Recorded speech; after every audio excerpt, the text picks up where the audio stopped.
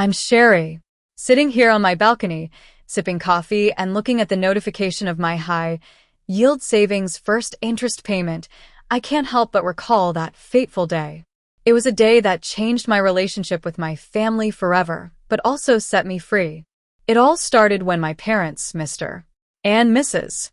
Thompson, pressured me to sign away my 20% share of our family home.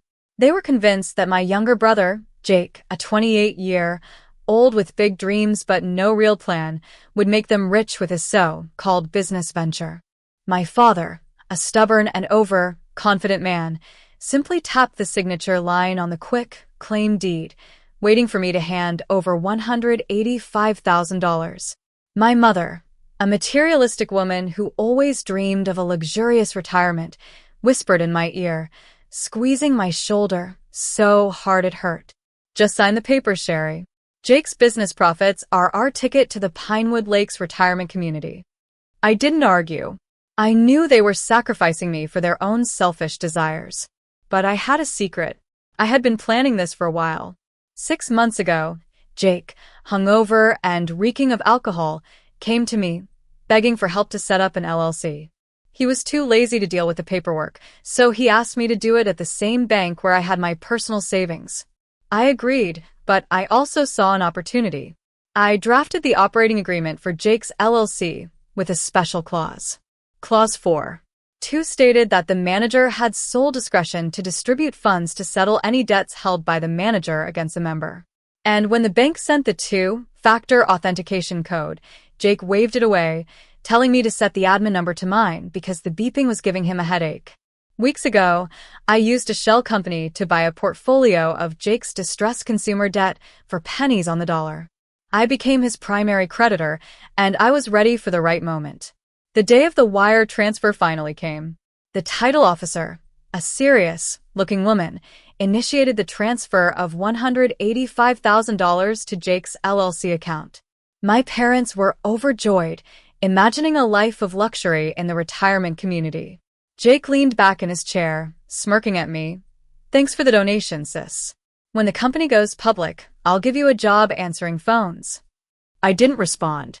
Instead, I opened my laptop. I had already set up a transaction template 3 days ago, waiting for this exact moment. When the money hit Jake's account, I clicked the transfer button.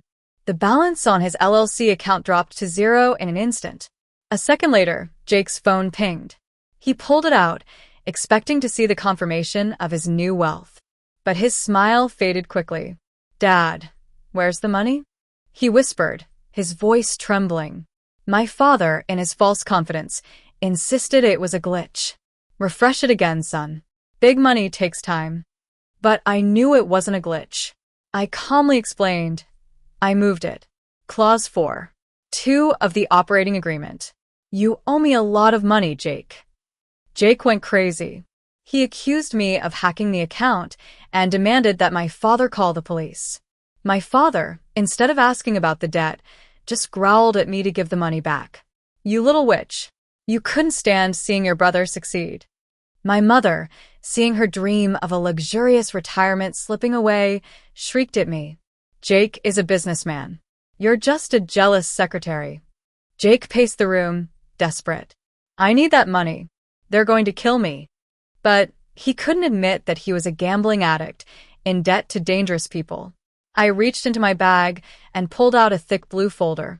I slid it across the table and explained, 2 months ago, I bought your defaulted credit cards, personal loans, and gambling markers.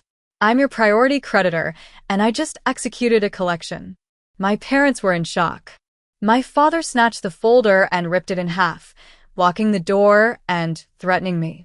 Jake grabbed a letter opener and demanded that I transfer the money back. My mother, instead of protecting me, held me down, begging me to give in. Just give it to him, Sherry. Don't make him do something. But I had a plan. I pointed to the security camera in the corner. 2 off-duty police officers burst into the room. They disarmed Jake and arrested him. My parents were furious, calling me a monster. But I knew I had done the right thing. I walked away from that room with $185,000 and 0 regrets. A week later, Jake is out on bail, but his troubles are just beginning. My parents lost the house, and they're now in a motel, texting me with a mix of begging and rage. But I don't reply. I've finally freed myself from years of being the invisible daughter, the scapegoat.